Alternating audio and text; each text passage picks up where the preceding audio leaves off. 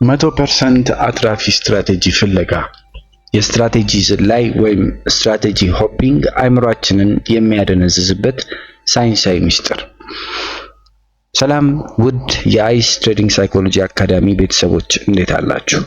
እስቲ ይህ ታሪክ የእናንተን ህይወት የሚመስል ከሆነ አዳምጡኝ። ዩቲዩብ ላይ ትገቡና አንድ ቪዲዮ ታያላችሁ። 100% ዊን ሬት ያለው አዲስ የማክድ ወይም የአርኤስአይ ስትራቴጂ ወይም ሌላ አይሲቲ ወይም ኤስኤምሲ ይላል። ቪዲዮን ስታዩት በጣም ቀላልና አትራፊ ይመስላል። በደስታ ተሞሉና ወደ ቻርታችሁ ሄዳችሁ መሞከር ትጀምራላችሁ። የመጀመሪያው ትሬድ አተረፈ፣ ሁለተኛውም አተረፈ። ዋው በመጨረሻ ሚስጥሩን አገኘሁት፣ ከዚህ በኋላ ሚሊዮነር መሆኔ ነው ብላችሁ በደስታ ትፈነግጥቃላችሁ። ነገር ግን ሶስተኛው ትሬድ ከሰረ፣ አራተኛውም ከሰረ፣ አምስተኛውም ከሰረ። በዚህ ሰዓት ምን ትላላችሁ?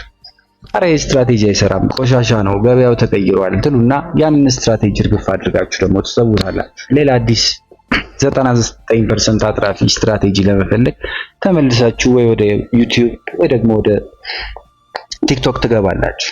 ከስማርት መኒ ኮንሰፕት ወደ ፕራይስ አክሽን፣ ከፕራይስ አክሽን ወደ ኢንዲኬተርስ፣ ከኢንዲኬተርስ ወደ ኤስቲቲ እየዘለላችሁ አመታት ያልፋሉ፣ ግን አሁንም አታተርፉም።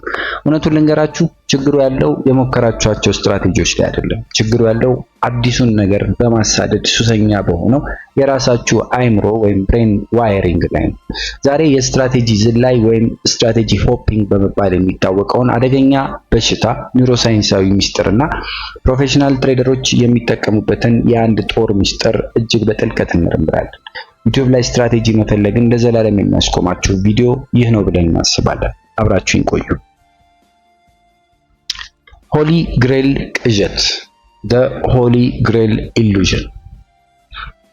በቅድሚያ አንድ መራራ እውነት ልጋታችሁ። በዓለም ላይ ምንም አይነት ኪሳራ የሌለው 100% አትራፊ የሆነ የትሬዲንግ ስትራቴጂ ወይም ሆሊ ግሬል የሚባል ነገር ፈጽሞ ኖሮ አያውቅም፣ የለምም፣ አይኖርም። ፈጽሞ አልተፈጠረም፣ ወደፊትም አይፈጠርም።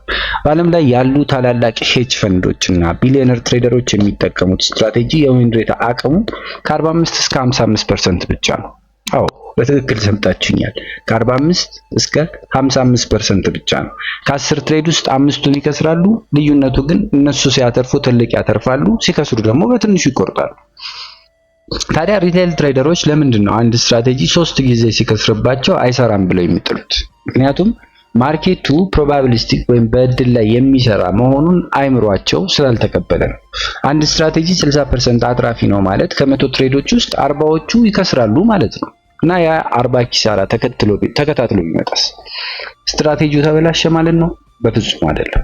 ፕሮባቢሊቲው እየሰራ ነው ማለት ነው። ችግሩ እናንተ 4ቱን ወይም 40ውን ኪሳራ መታገስ አቅቷችሁ ትዘሉታላችሁ የሚለው ጋር ነው። የአዲስ ነገር ኒውሮሳይንስ፣ the neuroscience of the new። ታዲያ ለምንድን ነው ስትራቴጂ ወደ ስትራቴጂ መዝለል የሚያስደስተን ወይም ትክክል የሚመስለን? ሳይንሱ እዚህ ጋር ነው። በአእምሯችን ውስጥ ዶፓሚን የሚረጨው ለየትኛው ነገር ነው ብለን ጠይቀን እናውቃለን? አብዛኛዎቻችን አእምሯችን ዶፓሚን የሚያመርተው ለአንዳች ድርጊት ይመስለናል። ነገር ግን ለአዳዲስ ነገሮች ወይም novelty seeking behavior ነው። የሰው ልጅ አእምሮ አዲስ ነገር ሲያይ፣ አዲስ ቪዲዮ ሲያይ፣ አዲስ መረጃ ሲሰማ ወዲያውኑ የደስታ ኬሚካል ይረጫል። አንድን ስትራቴጂ ተጠቅማችሁ ስትከስሩ አእምሯችሁ ኮርቲሶል የተባለ የህመም ኬሚካል ያመርታል። አእምሯችሁ ይህንን ህመም ማቆም ይፈልጋል። ታዲያ እንዴት ያቆመዋል? ያንን የከሰረ ስትራቴጂ ቆሻሻ ነው ብሎ ይጥልና አዲስ ስትራቴጂ ፍለጋ ይሄዳል። አዲሱን ስትራቴጂ ዩቲዩብ ላይ ሲያገኝ ያ የኪሳራ ህመም ድንገት ይጠፋና በምን ይተካል? በተስፋና በጉጉት ወይም በዶፓሚን ረሽ ይተካል ማለት ነው። ይህ በሳይንስ ሻይኒ ኦብጀክት ሲንድሮም ወይም የብልጭልጭ ነገር ሱስ ይባላል። እናንተ ትሬዲንግ እየሰራችሁ አይደለም። እናንተ አዲሱ ስትራቴጂ ያድነኛል የሚለውን የዶፓሚን ኬሚካል እያስገባችሁ ወይም ሃይ እየሆናችሁ ነው። የስትራቴጂ ሱሰኛ ሳትሆኑ የአዲስ ጀማሪነት ሱሰኞች ሆናችኋል ማለት ነው። የብቃት ከፍታና የጥፋት አዙሪት፣ the mastery curve versus the doom loop። ማንኛውም ሙያ ስንማር ትሬዲንግን ጨምሮ የምናልፍባቸው 4 የሳይኮሎጂ ደረጃዎች አሉ። አንደኛው unconscious incompetence ወይም አለማወቅን አለማወቅ ነው። ገና ስትጀምሩ ማርኬቱ ምን ያህል ከባድ እንደሆነ አታውቁ። በግምት ታተርፋላችሁ፣ ደስ ይላችኋል። ሁለተኛው ኮንሺየስ ኢንኮምፒተንስ ነው፣ አለማወቅን ማወቅ። እዚህ ጋር ነው ኪሳራ የሚጀምረው። ስትራቴጂ ይከስራል፣ ማርኬቱ ከባድ መሆኑን ትረዳላችሁ፣ ህመም ይሰማችኋል።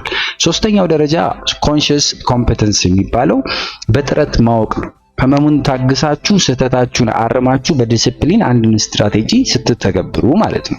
አራተኛው አንኮንሺየስ ኮምፒተንስ ወይም ልህለ ብቃት የምንለው ልዕላዊነታችንን የምናረጋግጥበት ስቴጅ ነው። ስትራቴጂያችን ከደማችን ጋር ሲዋሃድ ያለምንም ጭንቀት ልክ መኪና እንደመንዳት ማርኬቱን ስናነበው ማስትሪ ሌቭል ላይ ስንደርስ ማለት ነው። ትልቁ ችግር የቱ ጋር ነው? እሱ ነው ትልቁ ጥያቄ። 99% ትሬደሮች ሁለተኛው ደረጃ ላይ ወይም ህመሙ ላይ ሲደርሱ ህመሙን ታግሰው ስህተታቸውን ከማረም ይልቅ ስትራቴጂውን ቀይረው ወደ ሌላ በመዝለል ብዙ ጊዜያቸውን ያጠፋሉ። ሲዘሉ ወዴት ነው የሚሄዱት ካልን ተመልሰው ወደ አንደኛው ደረጃ ወይም ወደ አዲስ ጀማሪነት ይገባሉ። ይህ የጥፋት አዙሪት ወይም ዘዱም ሉፕ ይባላል። ለ5 ዓመት ትሬድ አድርጋችኋል፣ ግን 5 ዓመት ሙሉ ያደረጋችሁት የአዲስ ጀማሪነትን አንደኛ ዓመት ወይም 5 ጊዜ መደጋገምን ነው ማለት ነው። እናንተ የ5 ዓመት ልምድ የላችሁም፣ አሊያም ደግሞ የ1 ዓመት ልምድን 5 ጊዜ የደጋገማችሁ ሰዎች ናችሁ ማለት ነው ባጭሩ። ለዛ ነው ትሬዲንግ ለውጥ ሲያመጣ ያላያችሁት። ማስትሪ የሚመጣው ህመሙን በማለፍ እንጂ በመሸሽ አይደለም። ሳይንሳዊው መፍትሄው ምንድን ነው? የብሩስ ሊ ህግን እንከተላለን። እንግዲህ ይህንን የስትራቴጂ ዝላይ በሽታ እንዴት እናክመዋለን ካልን ፕሮፌሽናል ትሬደሮች የሚጠቀሙባቸው 3 መፍትሄዎች አሉ። አንደኛው የብሩስ ሊ የአንድ ጦር ሚስጥር ወይም the one kick rule ነው። ታላቁ የማርሻል አርት ጥበበኛ ብሩስ ሊ ምን አለ ካልን 10,000 የተለያዩ ምቶችን አንድ ጊዜ የተለማመደን ሰው አልፈራውም፣ ነገር ግን አንድን ምት 10,000 ጊዜ የተለማመደን ሰው አጥብቄ እፈራዋለሁ ብሏል። በትሬዲንግም ያው ነው። 20 የተለያዩ ስትራቴጂዎችን በገረፍ ከምናውቀው አንድን ሴታፕ መርጠን እሱን ብቻ 1,000 ጊዜ ብንለማመደው የትዬ ለውጥ አለው። ማርኬቱ ወደዛ ሴታፕ እስኪመጣ ሌላ ምንም አትሰሩ። የዛሬ ቤት ስራችሁ ይሄ ነው። አንዱን ስትራቴጂ ምረጡና ከሱ ጋር ጋብቻ ለመፈጸም ስምምነታችሁን አድርጉ። ቢከስርም ቢተርፍም ከሱ ጋር ለመኖር ላለመዘሞት ሞክሩ።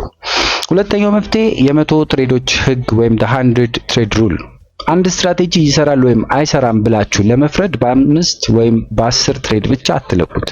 በሳይንሳዊ የስታቲስቲክ ህግ ወይም law of large numbers የአንድን ነገር ፕሮባቢሊቲ ለማወቅ በጣም በትንሹ ቢያንስ 100 ናሙና ያስፈልጋል። ስለዚህ ራሳችሁን ቃል አስገቡ። ይህንን አዲስ ስትራቴጂ 100 ጊዜ ትሬድ ሳላደርግበት ወይም ደግሞ ባክ ቴስት ሳላደርገው አይሰራም ብዬ አልቀይረውም። 100 ጊዜ ስትሞክሩት የት ጋር እንደሚከስርና የት ጋር እንደሚያተርፍ ሚስጥሩ ይገለጥላችኋልና ይህ ቃላችሁ መሬት ላይ ወርዶ ትክክለኛ ለውጥ ሲያመጣላችሁ ታዩታላችሁ። ሶስተኛው መፍትሄ ጆርናሊንግ ነው። ዘሚረር ቴስት ይሉታል ፈረንጆቹ። ስትራቴጂ ስትቀይሩ ችግሩ እናንተ ሳትሆኑ ስትራቴጂው እንደሆነ ራሳችሁን ታታልላላችሁ። ይህንን ለማስቀረት የትሬዲንግ ጆርናል መያዝ ያስፈልጋል። እያንዳንዱን ኪሳራ ስትጽፉ የከሰረበትን ምክንያትም አብራችሁ ጻፉ። አብዛኛውን ጊዜ የከሰራችሁት ስትራቴጂው ስህተት ሆኖ ሳይሆን ወይ በስሜት ገብታችሁ ወይ ስቶፕ ሎስ አረቃችሁ አሊያም ሎት ሳይዛችሁን አብዝታችሁ መሆኑን ታረጋግጣላችሁ። መስተካከል ያለበት ስትራቴጂው ሳይሆን እናንተ ራሳችሁ መሆናችሁን 90% በሆኑ ጊዜያቶች ታዩበታላችሁ። ጆርናሉም ይነግራችኋል። እንደማጠቃለያ ዩቲዩብ ላይ የሚሸጡላችሁን የሆሊ ግሬል ህልም ዛሬውኑ አቁሙት። ስኬታማ ትሬደር ማለት በየቀኑ አዲስ ስትራቴጂ የሚያገኝ ሳይሆን በአንድ አሰልቺ ስትራቴጂ ላይ አዋቂ ወይም ማስተር የሆነ ሰው ነው። የአዲስ ነገር ወይም የዶፓሚን ሱሳችሁን አሸንፉ። ኪሳራን ወይም ህመማችሁን ታገሱ። ከጥፋት አዙሪት ውጡና የአንድ ጦር ጌታ መሆን እንዳለባችሁ ነው። ይህ ቪዲዮ እውነታውን ፊት ለፊት አምጥቶ ካሳያችሁ ቪዲዮውን ላይክ በማድረግ ድጋፋችሁን አሳዩን። ለቻናላችን አዲስ የሆናችሁ ሰብስክራይብ ማድረጋችሁን እንዳትረሱ። እስቲ እውነቱን ንገሩኝ፣ እስካሁን ስንት አይነት የትሬዲንግ ስትራቴጂ ቀየራችኋል? ከፕራይስ አክሽን እስከ ኤስኤምሲ ስንት ቦታ ረገጣችሁ? ኮሜንት ላይ እውነቱን ጻፉልኝ። ሁላችሁን ያለፍንበት መንገድ ስለሆነ በነፃነት እንወያይ። በሚቀጥለው ቪዲዮ እስክንገናኝ የጀመራችሁትን ስትራቴጂ ከማቋረጥ ይልቅ አቋርጣችሁ ወደ ሌላ መዝለሉን አቋርጡት ለማለት ወደድኩኝ። በያላችሁበት ሰላማችሁ ይብዛ። ሰላም